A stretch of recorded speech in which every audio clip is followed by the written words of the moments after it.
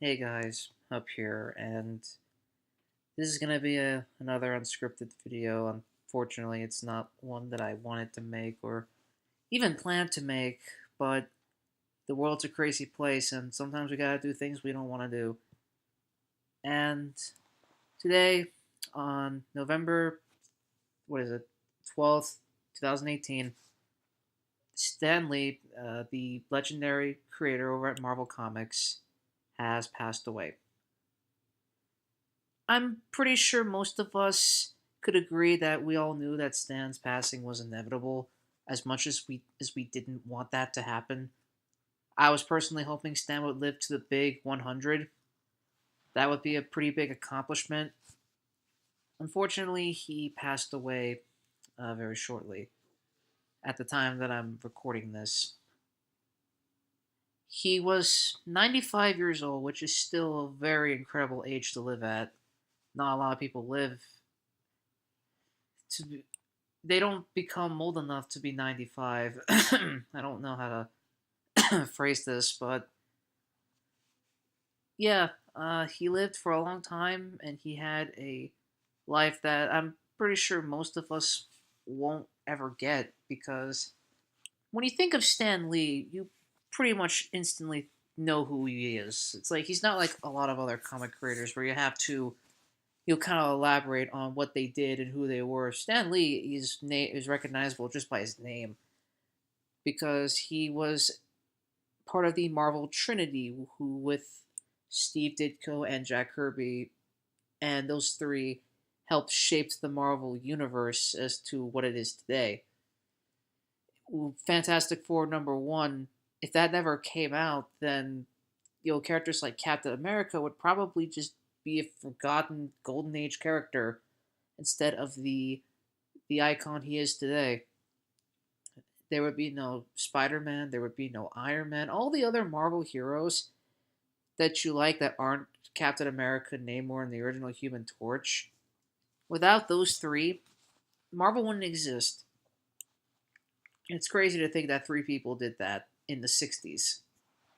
It's even crazier to think how much of an influence Stan had on Marvel because he had been working there since the 1940s and he stuck with them all the way till his death. I mean, he did do one project for DC where he kind of imagined DC's characters if he created them, which was kind of a neat experiment. But for most of his career, he was known as the Marvel guy. Like most people associated him with Spider-Man, Iron Man, the Hulk, the X-Men, and it's kind of crazy to think that he's gone now. Like a lot of people, Stan's creations, Spider-Man in particular, shaped my childhood, and these characters were a big part of it. Like even when I was a kid, I knew who Captain America and Iron Man were. I didn't really know much about them, but I knew who they were.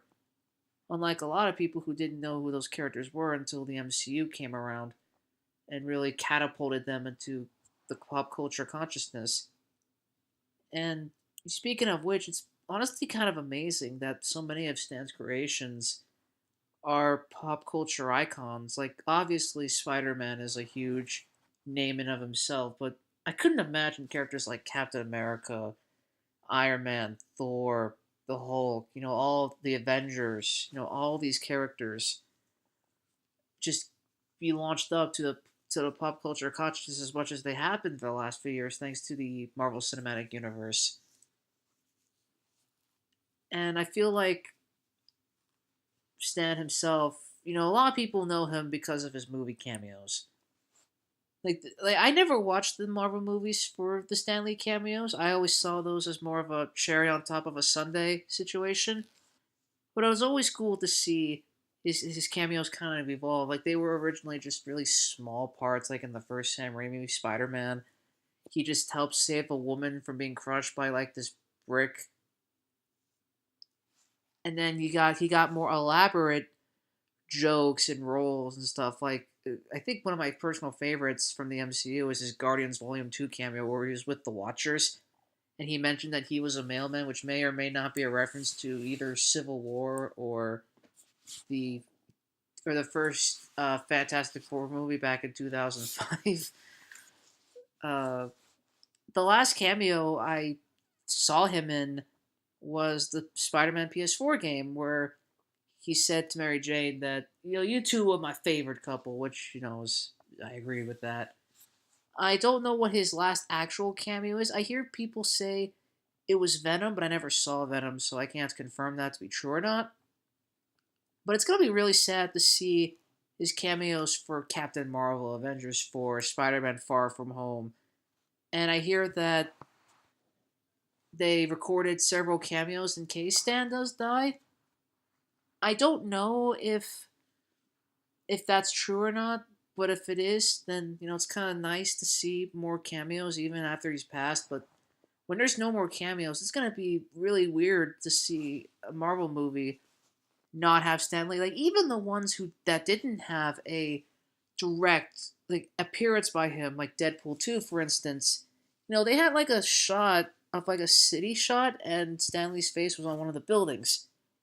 So it's clear that even if he didn't make a direct appearance, he still made an appearance in some way, and it's crazy to now know that that's not going to happen anymore. A tradition that spanned across the MCU, the Fox movies, and even the Sony movies is just gone. And I think that's just crazy because Stan was such a lovable person. And, on that, lovable person thing, I think Stan, marketed himself very well. He had this really kind of awesome appearance. Like he was like one of the coolest fucking people I've seen in like celebrities and stuff. Because I don't really follow celebrities much, but Stan was one of the few like I guess you could call him a celebrity that was really cool.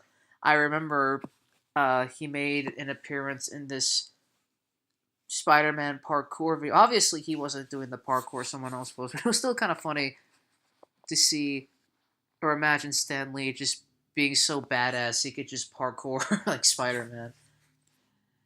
Uh, I think I only have a couple things left to say. Obviously, Stan's last moments weren't exactly best. I don't remember the exact details, but he was going through a lot of abuse through like his caretakers, and fuck those guys because you don't just fuck over Stan Lee like that. I know the man has an incredible legacy, and he's like rich as fuck, but come on, man, you gotta treat someone like Stan with so much more respect than that. Just to abuse him like that when he's old and can't really defend himself, you can go to hell for that. Those guys can go die in hell, for all I care. And for one last message before I cut the audio. Mr. Lee, I never got the chance to meet you, and as disappointed as I am to say that, I'm not mad that I never got the chance to meet you, because you've already contributed so much to my life through your creations. The heroes that you helped have a hand in making have kind of helped me get through life in some of my darkest moments because you know Spider-Man is the character that keeps me going. Whenever I feel like I can't keep going, ever feel like I'm hopeless, I just imagine Spider-Man just not giving up. I just keep remembering all those moments. One in particular, the lift the rubble scene from Amazing Spider-Man issue 33, where he is trapped in between the pins of this building, and he's struggling, and he realizes that he has to find the strength in himself to lift the rubble up. A lot of people know that because that scene was recreated in Spider-Man: Homecoming, and it's such an inspirational moment, not just for Spider-Man, but just for anyone in general. Like when you feel like you're at the brink, you're not gonna make it. There's you still gotta try,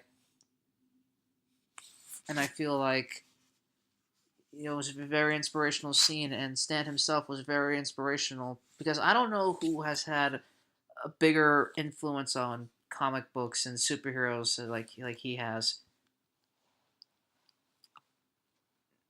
Yeah, I'm again. This is unscripted, but Mr. Lee, thank you for everything you've done to not just superheroes, not just my life, but culture, because these heroes are at the front of the cultural zeitgeist right now, and I think they deserve it. These characters and their stories have really impacted a lot of people, and they'll continue to do that, and people will continue to give you credit for everything you did because you're a legend. Thank you, Stanley. Godspeed.